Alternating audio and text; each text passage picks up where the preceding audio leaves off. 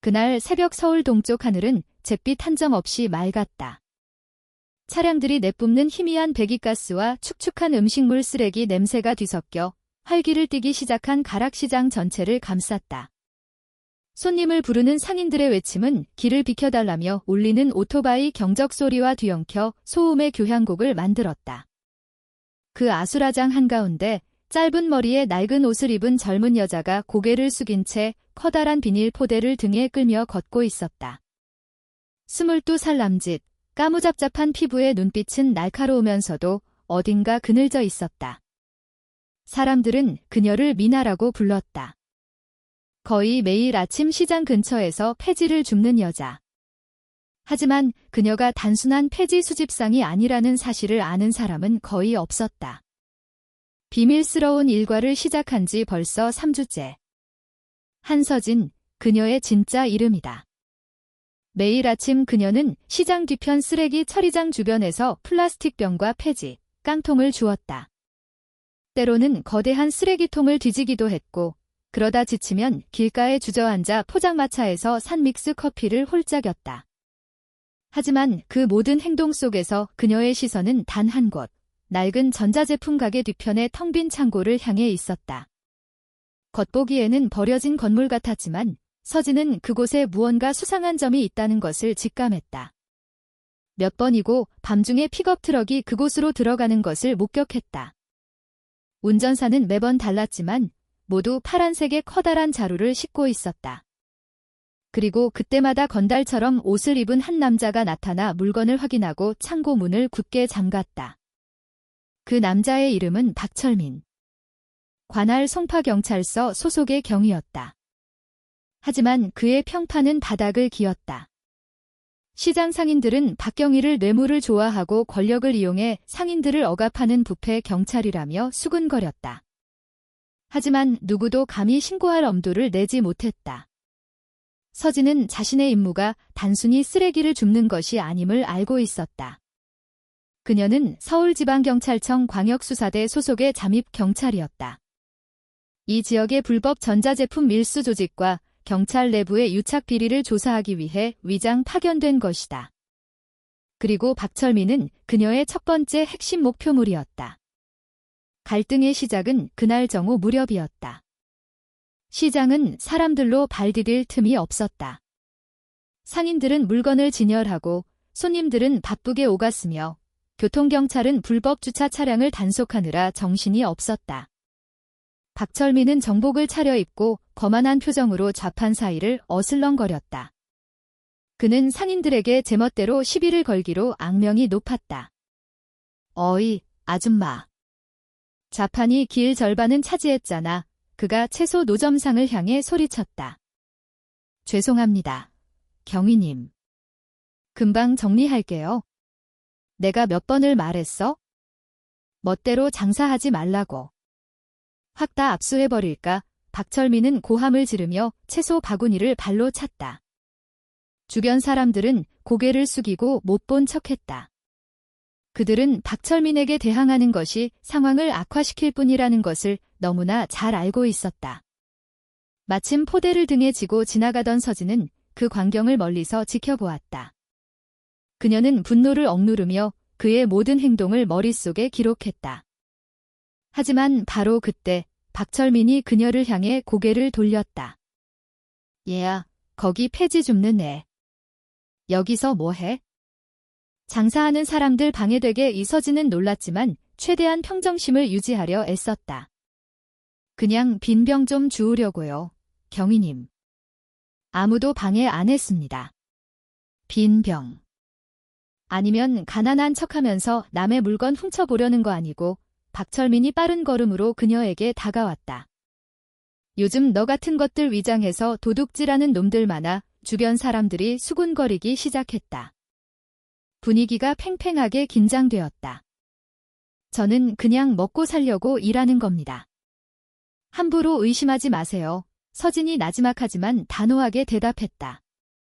하지만 기분이 상해 있던 박철민은 오히려 감정이 격해졌다. 말대꾸하는 것 봐라. 그가 내뱉었다.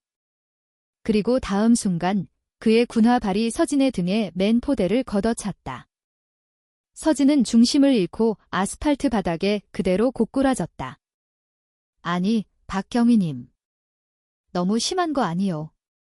불쌍하게 과일 가게 주인이 멀리서 소리쳤다.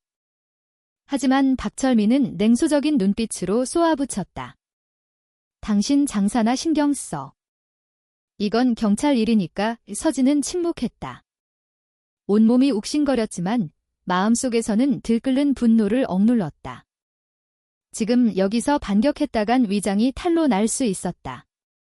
그녀는 겁먹은 척 고개를 숙였다. 하지만 그 순간 금속 목걸이 안에 숨겨둔 초소형 카메라가 조용히 녹화를 시작했다. 그의 발길질, 폭언, 그리고 오만함으로 가득 찬 박철민의 얼굴이 선명하게 기록되었다. 한편 몇몇 시민들은 용기를 내어 스마트폰으로 그 장면을 촬영하기 시작했다. 어머, 저건 너무 심했다. 한 젊은 엄마가 중얼거렸다. 폐지 줍는 사람을 저렇게 발로 차다니. 박철민은 자신이 주목받고 있다는 것을 깨달았다. 그는 즉시 소리쳤다. 핸드폰 다 꺼. 전부 체포되고 싶어. 하지만 이미 엎질러진 물이었다. 그 영상은 몇 분 만에 시장 상인들의 카카오톡 단체방으로 퍼져나갔다. 사건이 벌어진 후 서진은 시장 한 구석으로 절뚝이며 무릎의 통증을 참았다. 멀리서 박철민이 부하에게 무언가 투덜거리며 초소로 돌아가는 모습이 보였다. 그녀는 지금이 중요한 순간임을 직감했다. 박철민의 오만함은 새로운 일이 아니었지만 이렇게 생생한 증거가 잡힌 것은 드문 일이었다. 욱신거리는 고통을 참으며 서진은 낡아 보이는 휴대폰을 꺼냈다. 겉보기에는 구형 폴더폰이었지만 실제로는 암호화된 통신 장비였다. 그녀는 짧은 메시지를 보냈다. 타겟, 공개 장소에서 폭력성 노출. 영상 증거 확보. 지시 바람. 몇 초 후 최 팀장이라는 이름으로 답장이 왔다. 침착할 것. 절대 맞서지 마. 오늘 밤 창고에 집중. 감시팀 대기 중. 서진은 긴 숨을 내쉬었다. 마음속으로 이 작전이 빨리 끝나기를 기도했다. 하지만 그녀는 이 임무가 아직 시작에 불과하다는 것도 알고 있었다. 그 창고 뒤에는 더 큰 비밀이 숨어 있었고 거칠어 보이는 박철민의 가면 뒤에는 사람들이 상상하는 것보다 훨씬 더 더러운 돈의 게임이 벌어지고 있었다. 밤이 되자 비가 추적추적 내리며 아스팔트를 적셨다. 낮 동안 소란스러웠던 가락시장은 이제 쥐 죽은 듯 조용했다. 가게들의 불은 모두 꺼지고 골목 끝 포장마차에서 새어나오는 희미한 불빛만이 어둠을 밝혔다. 서진은 빈 포대를 들고 천천히 걸었다. 여전히 일하는 척했지만 그녀의 발걸음은 시장 뒤편, 의심스러운 그 창고 지역으로 향하고 있었다. 그녀는 낡은 트럭 뒤에 숨어 때를 기다렸다. 밤 11시 47분, 흰색 픽업 트럭 한 대가 도착했다. 남자 2명이 내려 뒷문을 열고 파란색의 커다란 자루들을 내렸다. 창고 안에서 검은 우비를 입은 사람이 나타났다. 박철민이었다. 빨리빨리 해. 오래 끌지 말고. 그의 목소리가 퉁명스럽게 울렸다. 걱정 마십시오, 경위님. 물건은 안전합니다. 남자 중 하나가 대답했다. 서진은 귀를 쫑긋 세웠다. 그녀는 목걸이에 달린 녹음 장치를 활성화했다. 내일 아침에 돈 줄게. 그리고 보스한테 전해. 이번 주 판매 대금 더 이상 세어나가면 안 된다고. 듣자 하니 경찰청에서 벌써 의심한다는 소문이 있어? 에이, 신경 쓸 거 없습니다. 윗분들 목만 잘 챙겨드리면 문제없죠. 박철민이 작게 웃었다. 서진은 숨을 참았다. 그 한마디는 박철민이 단순한 폭력 경찰이 아니라 부패와 밀수에 깊이 연루되어 있다는 확실한 증거였다. 바로 그때 등 뒤에서 들려온 목소리에 심장이 철렁 내려앉았다. 여기서 뭐 하는 거야? 술에 취한 주차관리인이 그녀를 의심스럽게 쳐다보고 있었다. 폐지 줍는 아가씨 아니야? 이 밤중에 여긴 왜 있어? 서진은 재빨리 대답했다. 네, 아저씨. 혹시 병이라도 있나 해서요. 하지만 불행히도 그들의 목소리는 창고 쪽의 주의를 끌기에 충분히 컸다. 손전등 불빛이 그들을 향했다. 거기 누구야? 박철민이 멀리서 소리쳤다. 서진은 몸을 돌려 뛰기 시작했다. 심장이 미친 듯이 뛰었다. 지금 잡히면 임무 실패는 물론이고 목숨까지 위험하다는 것을 알았다. 어두운 골목에서의 추격전. 등 뒤에서 발소리와 고함소리가 쫓아왔다. 잡아. 놓치면 안 돼. 빗줄기는 더욱 거세졌다. 보도는 미끄러웠다. 서진은 도로를 가로질러 주택가 사이의 좁은 골목으로 뛰어들었다. 그녀는 뒤도 돌아보지 않고 달렸다. 포대는 이미 버려졌고 머리카락은 흠뻑 젖었다. 박철민과 그의 부하 2명이 손전등과 경찰봉을 들고 뒤를 쫓았다. 이쪽으로 간 거 봤어. 서진은 지난 3주 동안 모든 탈출로를 파악해 두었기에 이 지역 지리에 익숙했다. 그녀는 작은 사찰 옆 샛길로 빠져나가 대나무 울타리를 뛰어넘어 리어카 뒤에 몸을 숨겼다. 발소리가 점점 가까워졌다. 숨이 턱까지 차올랐다. 어디 갔어? 박철민이 소리쳤다. 모르겠습니다. 아까 사찰 쪽으로 간 것 같았는데 서진은 숨을 참았다. 손전등 불빛이 그녀의 얼굴에서 불과 몇 센티미터 떨어진 곳을 스쳐 지나갔다. 빗소리가 세차게 뛰는 심장 소리를 감춰주었다. 몇 분 후 발소리가 멀어졌다. 주위가 완전히 조용해지고 나서야 그녀는 떨리는 몸을 이끌고 밖으로 나왔다. 바지 주머니에서 휴대폰을 꺼내 재빨리 메시지를 보냈다. 거의 발각될 뻔함.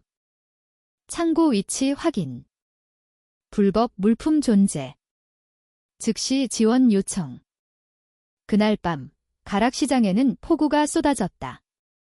가로등 불빛이 무릉덩이에 반사되어 젖은 보도 위에서 흔들리는 그림자를 만들어냈다.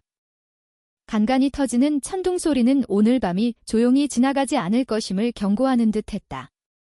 서진은 평소처럼 위장한 채 순잔의 식당 간 구석에 앉아 있었다.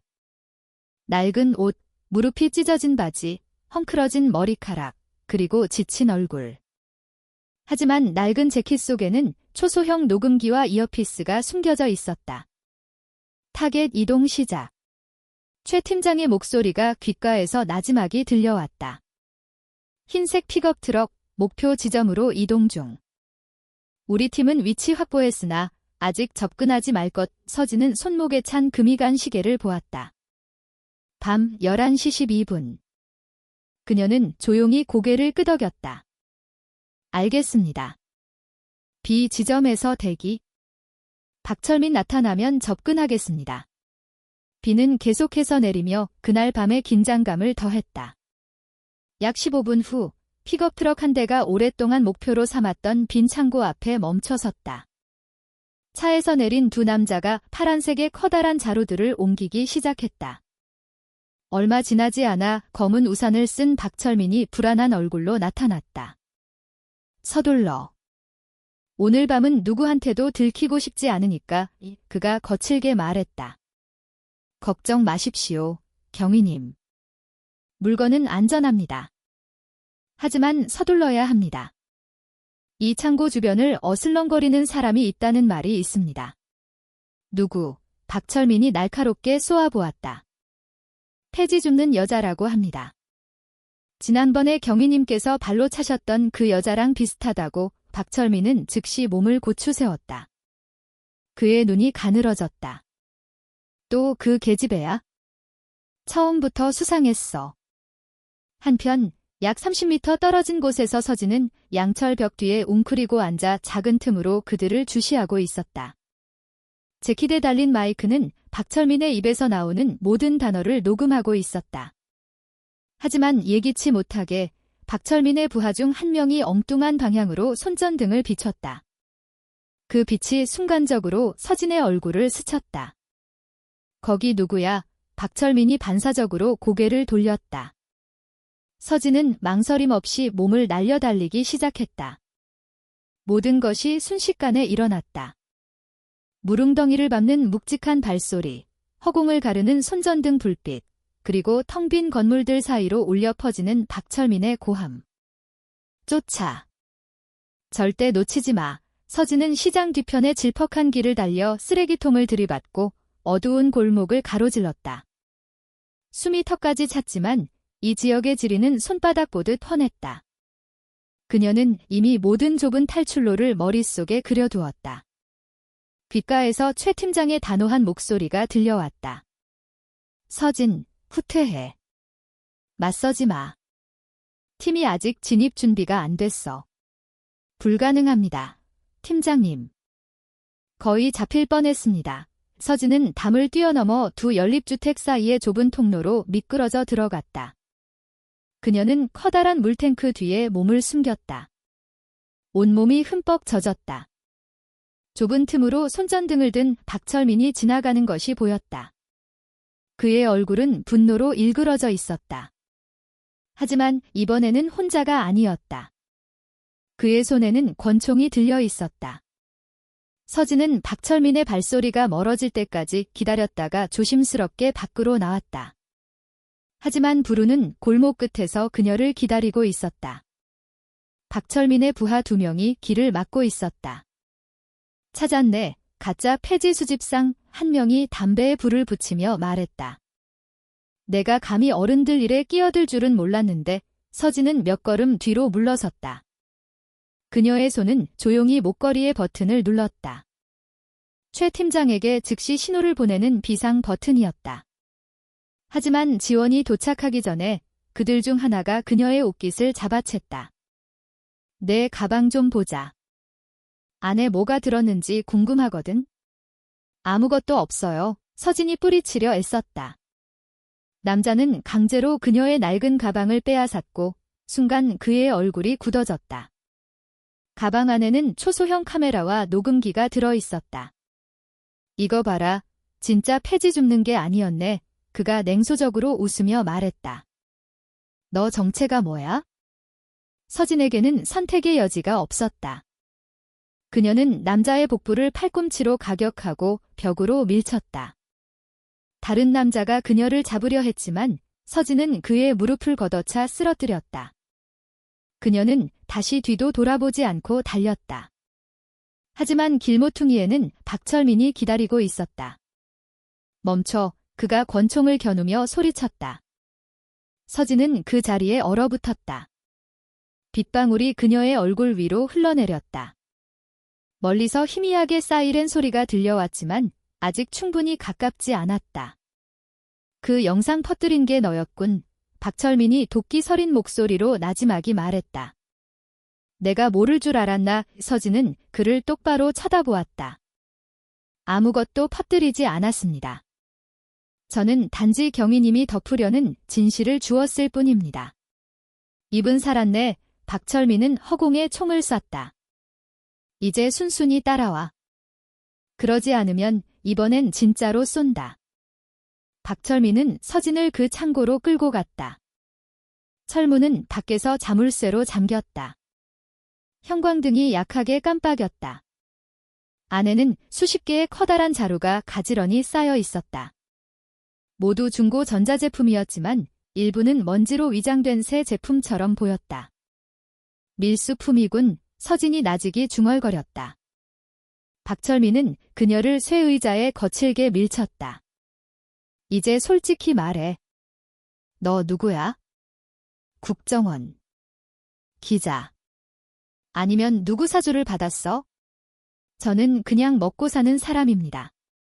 나랑 장난하지 마. 박철민이 책상을 주먹으로 내리치며 고함을 질렀다. 서진은 침묵을 지켰다. 마음속으로 시간이 자신의 편이라고 믿었다. 비상신호는 이미 보내졌고 팀이 분명히 이곳으로 오고 있을 터였다. 하지만 박철민은 점점 이성을 잃어가고 있었다. 내가 무서울 것 같아. 내 위에는 나보다 더 더러운 놈들이 널렸어. 내가 진짜 경찰이라면 내 상사는 깨끗할 것 같나? 그가 거친 웃음을 터뜨렸다. 다 돈으로 돌아가는 세상이야. 넌 그냥 졸일 뿐이라고. 그 말에 서진은 그를 날카롭게 쳐다보았다. 모두가 더럽다면 왜 자기 자신부터 깨끗해지려 하지 않죠? 박철민이 그녀의 얼굴 한 뼘 앞까지 다가왔다. 이 세상에서는 깨끗한 놈은 짓밟히고 더러운 놈이 승진하거든. 그는 권총을 들어 올렸다. 바로 그때 창고 밖에서 요란한 소리가 들려왔다.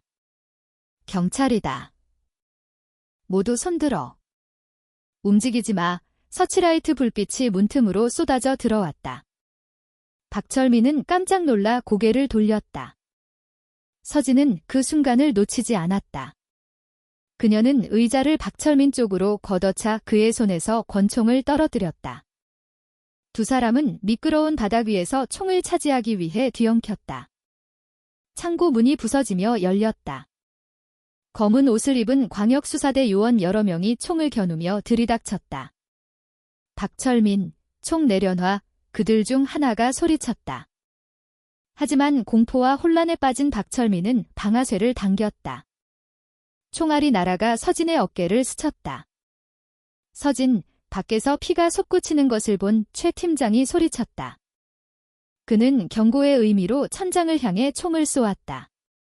그러자 다른 두 요원이 박철민에게 달려들어 그를 넘어뜨렸다.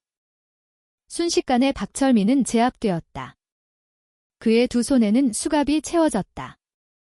그의 얼굴은 무릉덩이와 유리 파편 사이로 고꾸라졌다. 몇 시간 후 창고에는 폴리스 라인이 쳐졌다. 기자들이 몰려들어 멀리서 사진을 찍어댔다. 증거물로 가득 찬 트럭들이 압수되었다. 그 안에서는 각종 밀수 전자제품, 위조 서류, 심지어 뇌물로 채워진 봉투까지 발견되었다. 최강우 팀장은 구급차 옆에 서서 어깨에 붕대를 감고 의자에 앉아있는 서진을 바라보았다. 상처는 깊지 않았지만 그녀의 얼굴은 창백했다. 제가 좀 더 조심했어야 했는데 그녀가 나지막이 말했다. 아니, 넌 대단했어. 최 팀장이 대답했다. 내가 아니었다면 박철민이 단순한 행동대장이란 사실도 몰랐을 거야. 그는 더 큰 조직의 오른팔일 뿐이었어. 배후는 누굽니까? 서진이 물었다. 최 팀장은 한숨을 쉬었다. 아직 추적 중이야. 하지만 박철민의 노트북에서 나온 자료를 보면 경찰청 본청 간부의 이름이 나와. 긴 싸움이 될 거다. 서진은 이제 조용해진 창고를 멀리 바라보았다. 비는 그쳤다. 젖은 흙냄새가 공기를 가득 채웠다. 마음속으로 그녀는 임무가 아직 끝나지 않았음을 알았다. 다음 날 아침 부패 경찰 박철민의 체포 소식은 전국 언론을 뒤덮었다. TV 뉴스에서는 폐지 수집상 폭행 경찰, 알고 보니 전자제품 밀수 연루라는 자극적인 제목이 흘러나왔다. 가락시장 상인들은 안도의 환호성을 질렀다. 결국 저 인간 본색이 드러났구먼. 순잔의 식당 주인이 말했다. 그 폐지 줍는 아가씨, 불쌍하더니만 착한 사람이었네. 그 누구도 그 여자의 진짜 정체를 알지 못했다. 경찰은 의도적으로 그녀의 신원을 비밀에 붙였다. 공식 보고서에는 그녀를 단지 핵심 증인으로만 기록했다. 서진은 허름한 원룸 구석에 조용히 앉아 있었다. 어깨는 여전히 욱신거렸지만 그녀의 머릿속은 손에 든 수첩의 기록으로 가득했다. 그녀는 적었다. 1단계 작전 완료. 핵심 타겟 확보. 고위 간부 연루된 부패 정황 포착. 증거물 본청으로 이송. 그녀는 작은 수첩을 닫고 옅은 미소를 지었다. 하지만 그 미소는 오래가지 못했다. 휴대폰이 진동했다. 발신자 불명의 메시지가 도착했다. 박철민이 전부라고 생각하나? 내 등 뒤를 잘 살펴봐. 한서진. 서진은 그 자리에 얼어붙었다. 그녀는 주위를 둘러보았지만 아무도 없었다. 박철민이 체포된 지 2주가 흘렀다. 서울의 날씨는 여전히 변덕스러웠다. 찌는 듯한 더위가 이어지다가도 갑자기 소나기가 쏟아졌다. 하지만 서진에게 세상은 그 어느 때보다 더 어둡게 느껴졌다. 그녀는 이제 위장 잠입한 폐지 수집상이 아니라 보이지 않는 그림자에게 쫓기는 최우선 보호 대상 요원이었다. 협박 메시지가 온 이후 그녀는 경기도 외곽의 안전가옥으로 옮겨졌다. 문 하나와 쇠창살이 달린 창문 하나뿐인 작고 소박한 원룸이었지만 그 안에는 컴퓨터, 조직도, 그리고 사건 관련 사진과 메모로 가득 찬 코르크보드가 있었다. 보드 중앙에는 정복을 입은 한 고위 간부의 사진이 붙어 있었다. 공식 행사에서 박철민과 악수하고 있는 남자. 그 아래에는 총경 윤태성이라는 이름이 적혀 있었다. 그날 아침 서진은 그 보드를 응시하며 블랙커피를 마셨다. 최 팀장이 두꺼운 서류철을 들고 들어왔다. 내부 감찰과에서 나온 조사 결과야. 그가 앉으며 말했다. 윤태석, 서울지방경찰청 군수과장. 이 자는 경찰의 모든 압수품과 전자장비 조달에 접근 권한이 있어. 그리고 박철민과 직접적인 관계가 있었고. 그렇다면 밀수 조직이 경찰 내부에서 통제되었을 가능성이 있다는 거군요. 서진이 나지막이 말했다. 최 팀장은 고개를 끄덕였다. 그래. 박철민은 현장 중간책일 뿐이었어. 윤태석이 유통과 뇌물자금을 관리한 거지. 서진은 잠시 침묵했다. 그게 사실이라면 이건 단순한 개인의 비리가 아니라 시스템의 문제예요. 최 팀장이 그녀를 바라보았다. 그래서 우리가 조심해야 하는 거야? 윤태석은 경찰청 상층부에도 연줄이 많아. 그가 내가 아직 움직이고 있다는 걸 알면 넌 내일 아침 해를 못 볼 수도 있어. 서진은 서류철을 오랫동안 응시했다. 그렇다면 제가 그의 핵심부로 직접 들어가야겠어요. 어떻게? 최 팀장이 물었다. 그가 신뢰하는 사람이 되어서요. 몇 주 후 서진은 완전히 다른 사람으로 변했다. 머리는 길게 길렀고 얼굴은 말끔했으며 복장은 단정한 오피스룩이었다. 그녀는 더 이상 폐지 수집상이 아니라 젊은 회사원처럼 보였다. 최유라라는 새로운 신분으로 그녀는 윤태석이 근무하는 군수가 조달 부서의 계약직 비서로 채용되었다. 모든 것은 최 팀장이 비밀리에 관리하는 내부 정보원을 통해 이루어졌다. 하지만 이번 위장은 훨씬 더 위험했다. 작은 실수 하나가 모든 것을 수포로 돌릴 수 있었다. 사무실 첫날, 그녀는 멀리서 윤태석을 관찰했다. 그는 50대 정도로 깔끔한 콧수염에 세련된 옷차림, 그리고 차가운 권위의 아우라를 풍겼다. 그가 말할 때면 모두가 고개를 숙였다. 윤 과장님, 엄청 깐깐하셔. 한 동료가 속삭였다. 그래도 윗분들한테는 충성심이 대단하다고 들었어. 밖에서 따로 노는 걸 좋아하신다는 말도 있고. 서진은 그저 작게 미소 지었다. 그녀는 그 말의 의미를 충분히 이해했다. 몇 주 동안 서진은 신뢰를 얻기 시작했다. 그녀는 전자장비, 프린터, 노트북, 통신장비 등의 재고 입출고 데이터 정리를 맡았다. 하지만 그녀가 검토한 디지털 문서에는 수많은 불일치가 있었다. 일부 장비는 고장나서 압수된 것으로 기록되어 있었지만 실제로는 중앙창고로 보내진 적이 없었다. 그녀가 질문할 때마다 돌아오는 대답은 항상 같았다. 그건 윗분들이 알아서 처리하셨어. 어느 날 밤 모두가 퇴근했을 때 서진은 사무실에 남기로 결정했다. 야근을 하는 척했지만 실제로는 윤태석의 컴퓨터에서 비밀 USB로 데이터를 복사하고 있었다. 갑자기 그의 사무실 문이 열렸다. 아직 퇴근 안 했나? 최유라 씨, 묵직한 목소리에 피가 얼어붙는 듯 했다. 윤태석이 갈색 서류철을 든 채 문가에 서 있었다. 아, 네, 과장님. 지난달 조달 보고서 정리하고 있었습니다. 윤태석은 안으로 들어와 천천히 다가왔다. 성실하군. 신입인데 일 처리가 빨라. 난 이런 사람이 마음에 들어. 그의 목소리 톤에는 서진을 경계하게 만드는 무언가가 담겨 있었다. 감사합니다. 그저 최선을 다해 돕고 싶을 뿐입니다. 좋아. 하지만 조심하게. 여기는 남의 일에 참견하는 눈이 너무 많으니까. 그는 서진의 어깨를 툭 치고 나갔다. 하지만 떠나기 전 그는 고개를 돌려 옅은 미소를 지었다. 필요한 거 있으면 다른 사람 거치지 말고 나한테 바로 얘기해. 서진은 숨을 참았다. 그녀는 윤태석이 자신을 주목하기 시작했다는 것을 알았다. 며칠 후 서진에게 절호의 기회가 찾아왔다. 그녀는 윤태석을 따라 인천의 보관 창고에 가서 새로운 통신 장비 수송을 점검하라는 지시를 받았다. 차 안에서 윤태석은 평소보다 편안해 보였다. 그는 경찰 시절의 과거, 충성심, 그리고 지위를 위해 치러야 할 대가에 대해 많은 이야기를 했다. 알아, 유라 씨, 그가 차 안에서 담배를 피우며 말했다. 이 조직에서 이상주의는 승진을 보장해주지 않아. 하지만 인맥, 그게 중요하지. 박철민, 그 친구네 충실한 부하였는데. 멍청하게 잡히는 바람에 안타깝게 됐지. 서진은 창밖을 보았다. 그 사건 들어본 적 있습니다, 과장님.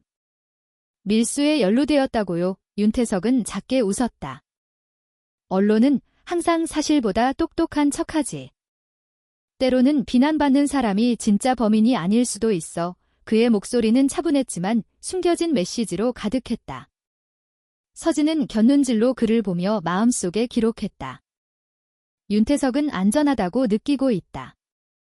그는 아직 최유라의 진짜 정체를 모른다. 창고에 도착하자 윤태석은 험상궂은 인상의 두 남자와 대화하며 서류를 검토했다. 두 사람 모두 정식 경찰 직원은 아니었다. 그들의 말투로 보아 그들은 박철민의 옛 조직원들, 즉 현장 사람들이 분명했다. 이번 주 물건은 옛날 루트로 빼야 합니다. 새 루트는 위험 부담이 너무 큽니다. 한 남자가 말했다. 윤태석은 재빨리 대답했다. 내가 다 처리해놨어. 지금 감시가 느슨해졌으니 걱정 마. 서진은 클립보드에 데이터를 기록하는 척했다. 하지만 조용히 그녀의 펜에 달린 초소형 녹음기는 이미 작동 중이었다. 윤태석은 서류 몇 장에 서명한 후 두꺼운 봉투를 남자 중 한 명에게 건넸다. 평소처럼 각 초소에 나눠줘. 모든 것이 선명하게 녹음되었다. 하지만 그들이 나가려 할 때 남자 중 한 명이 서진을 의심스럽게 쳐다보았다. 새 직원인가? 얼굴이 낯이 익은데 서진은 정중하게 미소 지었다. 아마 본청에서 보셨을 수도 있겠네요. 남자는 눈을 가늘게 떴다. 그런가. 서진은 그 눈빛이 단순한 의심이 아니라는 것을 알았다. 방문이 끝나고 윤태석은 먼저 돌아갔다. 서진은 물건을 두고 온 척했지만 실제로는 최 팀장의 팀이 보낸 차를 기다리고 있었다. 하지만 주차장에서 누군가 그녀를 불렀다. 최유라 씨. 서진이 고개를 돌렸다. 아까 그녀를 의심하던 남자가 멀지 않은 곳에 서서 담배를 피우고 있었다. 이제 기억났어. 당신 새 직원 아니지? 서진은 몸이 굳었다. 무슨 말씀이신지. 그때 가락시장에서 당신을 봤어. 박철민한테 발로 채이던 그 여자, 맞지? 피가 멎는 듯 했다. 남자가 더 말을 하기도 전에 서진은 그의 무릎을 걷어차고 뒤쪽 울타리를 향해 달렸다. 총성이 울렸다. 총알이 그녀 옆에 철제 기둥을 때렸다. 그녀는 막 도착한 최 팀장의 차를 향해 달려갔다. 빨리요. 저들이 절 알아봤어요. 그녀가 소리쳤다. 차는 뒤에 창고를 남겨둔 채 맹렬한 속도로 출발했다. 하지만 서진은 최유라라는 신분이 이미 탈로 났음을 알았다. 본부에서 최 팀장의 표정은 어두웠다. 너무 빨리 주의를 끌었어. 이제 그들도 대비할 거야. 윤태석은 우리가 접근했다는 걸 분명히 알았을 테고. 최소한 창고에서 녹음한 증거는 있습니다. 서진이 말했다. 금전거래, 대화, 그리고 그의 서명까지요. 좋은 증거지만 윤태석 같은 고위 간부를 구속하기엔 충분하지 않아. 다른 증인이 필요해. 서진은 잠시 생각했다. 박철민은 어떨까요? 최 팀장은 고개를 저었다. 박철민은 입을 열지 않아. 감옥에서 살해당할까 봐 두려워하고 있어. 서진은 입술을 깨물었다. 그렇다면 제가 윤태석과 직접 대화하겠습니다. 미쳤어, 최 팀장이 말했다. 그는 흔적도 없이 널 없앨 수 있는 사람이야. 하지만 제가 그의 자백을 녹음할 수 있다면 우리는 조직 전체를 무너뜨릴 수 있습니다. 최 팀장은 오랫동안 침묵하다가 천천히 고개를 끄덕였다. 좋아. 하지만 이번에는 너 혼자가 아니야. 며칠 후 서진은 개인적인 경로를 통해 윤태석에게 메시지를 보냈다. 그녀는 창고에서의 거래에 대해 알고 있으며 직접 대화가 필요하다고 썼다. 윤태석은 짧게 답장했다. 푸른 계곡 식당으로 와. 혼자서. 그날 밤 또다시 비가 내렸다. 푸른 계곡 식당은 한적했다. 희미한 조명과 기와에 떨어지는 빗소리뿐이었다. 윤태석은 구석에 앉아 회색 재킷을 입고 나타난 서진을 쳐다보았다. 담도 크군. 부하 직원이 감히 나를 이런 문제로 불러내다니. 푸른 계곡 식당에서의 함정 이후 3일, 수사팀 본부의 분위기는 극도로 긴장되었다. 모두가 지쳐 보였지만 그들의 눈에는 경계심이 가득했다. 윤태석의 목소리가 담긴 녹음 파일이 접수된 이후 상부로부터의 압박이 쉴 새 없이 쏟아졌다. 이 사건 때문에 시끄러워졌어. 최 팀장이 무거운 목소리로 말했다. 그는 눈앞에 보고서 판을 응시했다. 윗선에서 수사를 보류하라는 명령이 내려왔다. 이유는 증거 불충분. 방구석에 앉아있던 서진은 커피잔을 쥐고 있었지만 마시지는 않았다. 보류요. 우리가 가진 이 모든 증거에도 불구하고요. 최 팀장이 그녀를 바라보았다. 너도 알잖아, 서진아. 윤태석은 평범한 인물이 아니야. 정치권에도 연줄이 다 있어. 이 사건이 더 많은 이름을 끌어들일까 봐 두려워하는 거겠지. 서진은 천천히 일어섰다. 시스템이 일하기를 거부한다면 제가 직접 일하겠습니다. 이 모든 희생을 헛되게 만들고 싶지 않아요. 최 팀장은 긴 한숨을 내쉬었다. 내가 고집센 건 알지만 이번에는 무모하게 굴지 마. 치밀한 계획이 필요해. 서진은 그저 벽에 걸린 커다란 보드를 응시했다. 그곳에는 박철민, 윤태석, 인천창고, 그리고 연루 의혹이 있는 몇몇 간부들의 사진이 붙어 있었다. 중앙에는 붉은 마커로 쓴 큰 글씨가 있었다. 진실은 값비싼 대가를 요구한다. 다음 날 서진은 서울구치소로 향했다. 특별 허가를 받아 그녀는 마침내 박철민을 만날 수 있었다.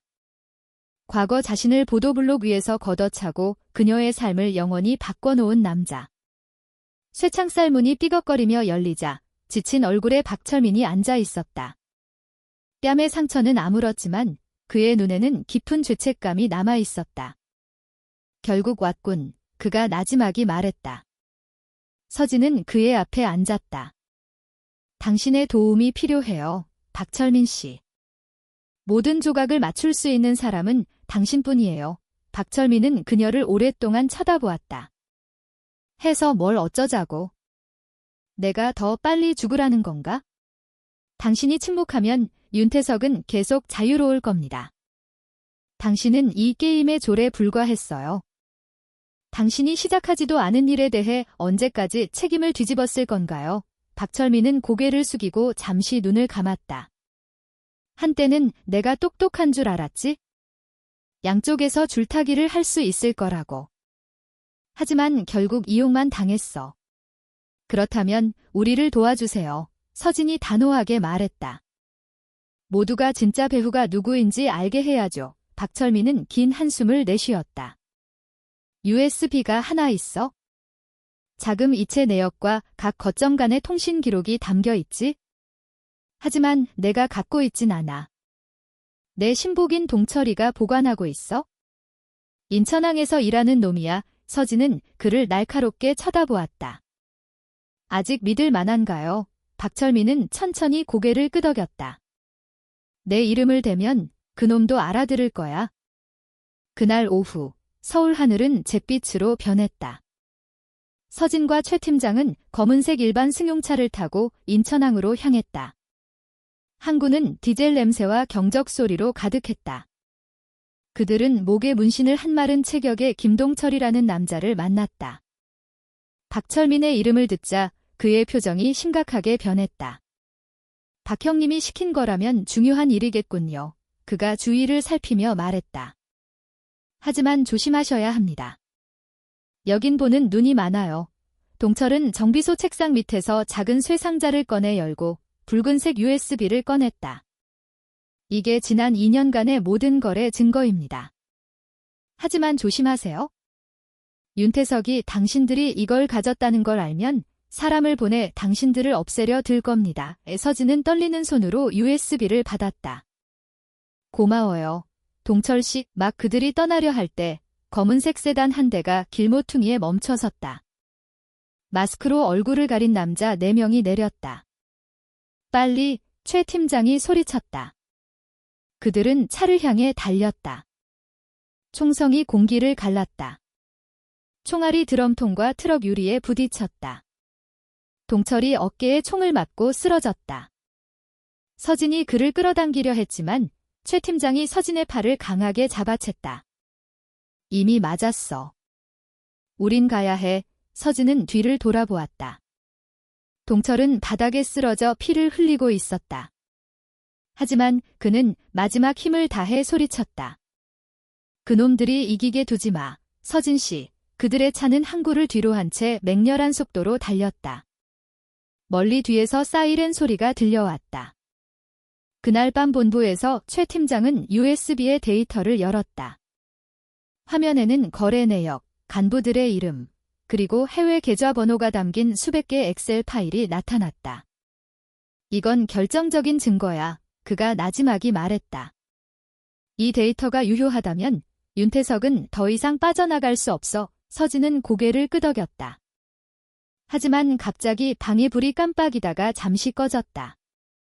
다시 켜졌을 때 그들의 노트북 화면에는 이상한 메시지가 떠 있었다.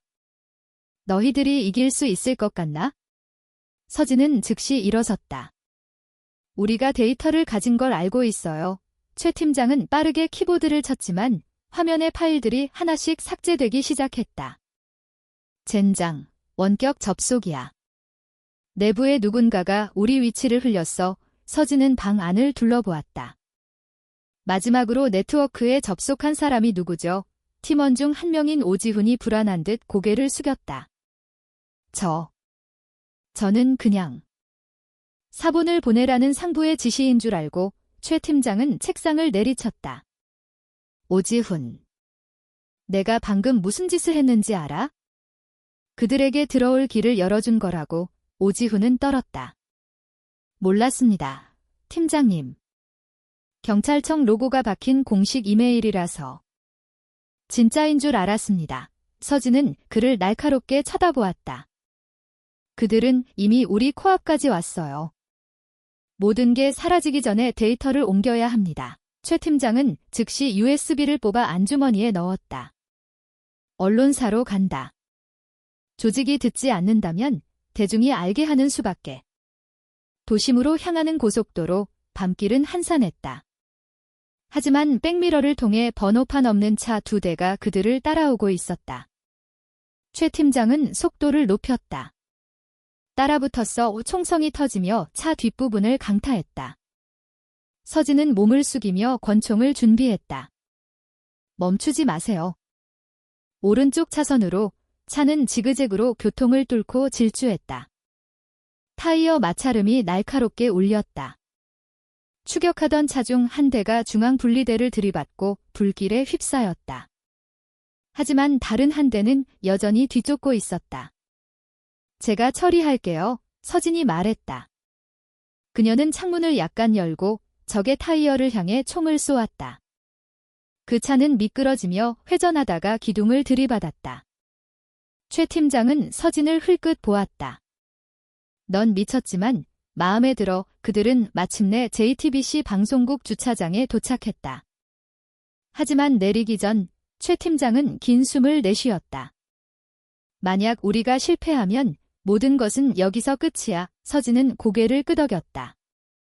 우리가 침묵하면 더 많은 사람이 죽을 겁니다. 이수연이라는 이름의 베테랑 기자가 긴장된 얼굴로 그들을 맞았다.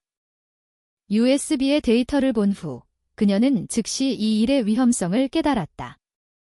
이게 사실이라면 윤태석뿐만 아니라 더 많은 거물급 인사들이 연루되어 있겠군요. 그녀가 말했다. 그렇기 때문에 당신을 찾아온 겁니다. 서진이 대답했다. 모든 것이 삭제되기 전에 세상이 알아야 합니다. 이수연은 고개를 끄덕였다. 오늘 밤 라이브 스트리밍으로 방송하겠습니다. 하지만 각오하셔야 합니다. 이 방송 이후 당신은 더 이상 숨을 수 없을 겁니다.